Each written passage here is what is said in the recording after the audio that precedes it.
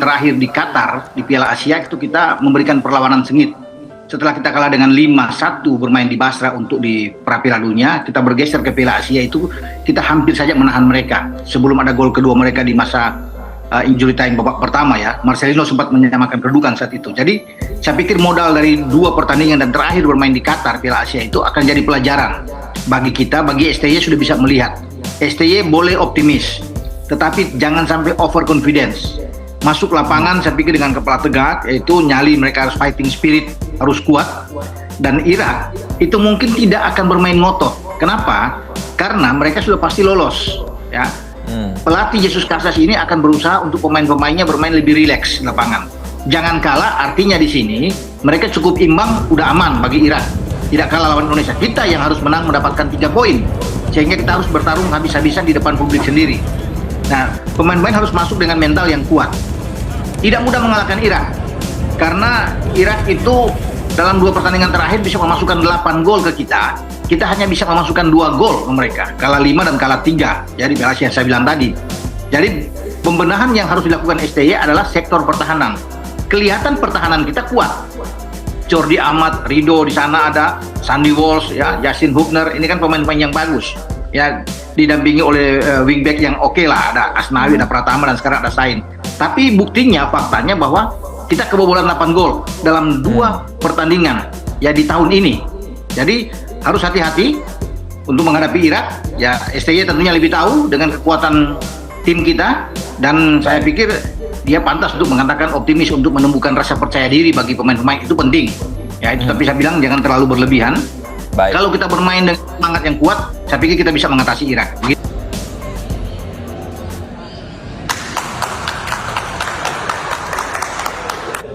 Halo sahabat Garuda, saya di sini.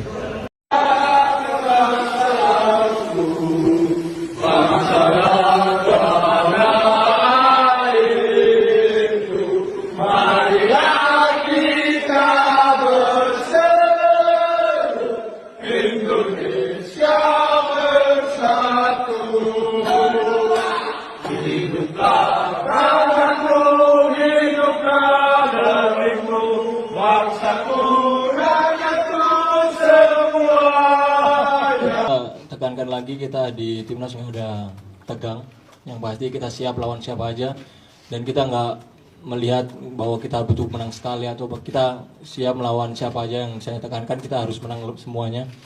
Jadi di situasi kondisi pemain sangat-sangat siap untuk menghadapi laga selanjutnya.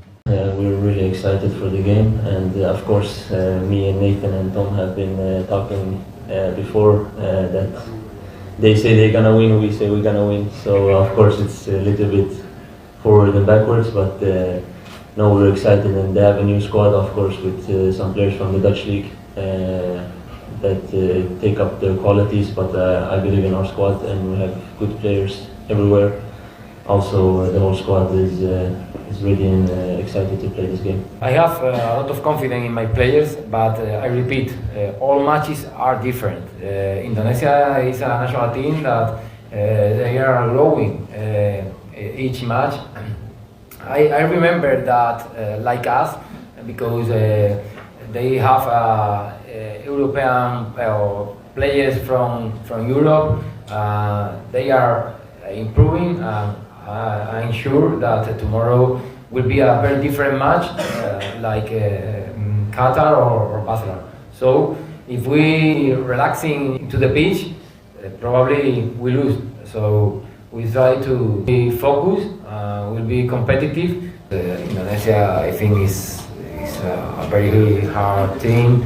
They are playing for qualify the next round and the next Asian Cup in their stadium with their people. I hope an amazing match. The fans can enjoy. We'll try to give our best version to win the match.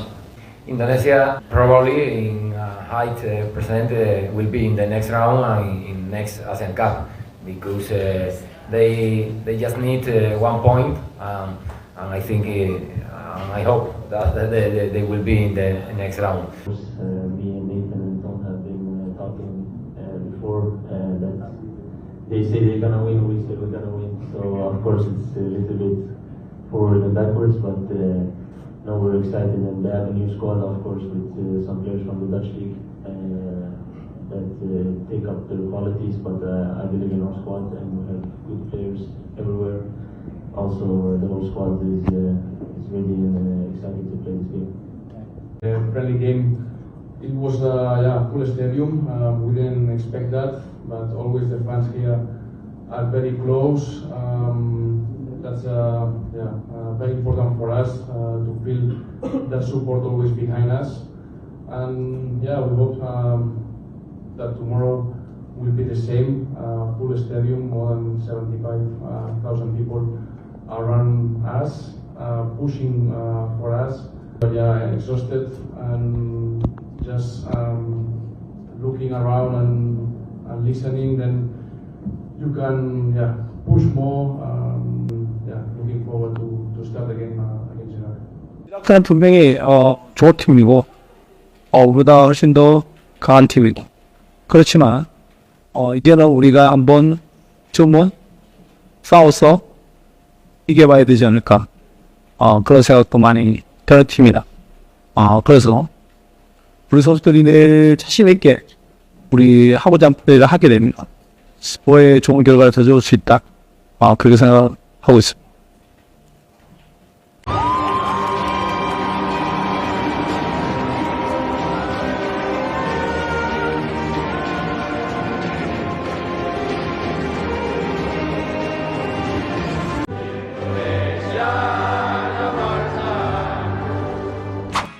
Jangan sampai terlewat perubahan jadwal pertandingan kualifikasi Piala Dunia antara Indonesia kontra Irak yang sudah resmi dimajukan, dan berikut penjelasan serta alasannya. Ketua Badan Tim Nasional BTN PSSI Sumarji menjelaskan alasan dibalik majunya kick-off laga Timnas Indonesia kontra Irak. Menurutnya, ini bagian dari strategi Sintayong. Timnas Indonesia bakal melakoni pertandingan lanjutan kualifikasi Piala Dunia dengan menghadapi Irak di Stadion Gelora Bung Karno pada tanggal 6 Juni mendatang. Semulanya, jadwal kick-off akan berlangsung pada jam 7:30 waktu Indonesia Barat.